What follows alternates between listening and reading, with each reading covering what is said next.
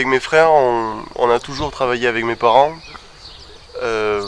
durant les vacances scolaires.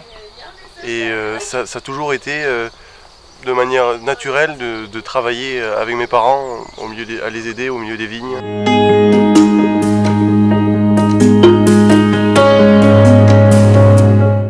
Et c'est ce que j'ai extrait hier.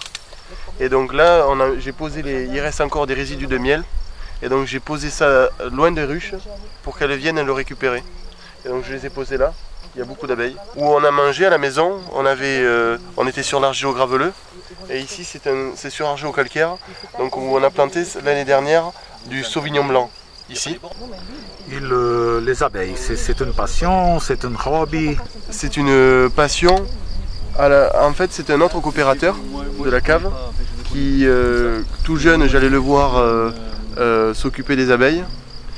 Et en allant le voir, en apprenant sur les abeilles, j'en ai parlé à mon père et on a décidé d'en avoir aussi. Et c'est parti à une ruche, 2 ruches, 3 ruches, et maintenant on en a une dizaine. Et une dizaine de ruches, ouais. Combien de miel à peu près? Ça dépend les années, on va dire une centaine de kilos de miel. Ah, c'est beaucoup. Hein. C'est pas mal. C'est bien. Il y a quelque chose qui s'approche du miel de vin? Ah oui. Comme on a vu à midi, suivant le millésime, l'année, donc avec les conditions climatiques au moment de la floraison, et le terroir, c'est-à-dire où les abeilles viennent récupérer le nectar des fleurs, on a un miel carrément différent.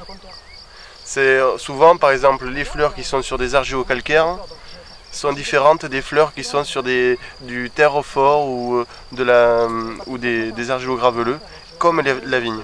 Et c'est ça qui est intéressant.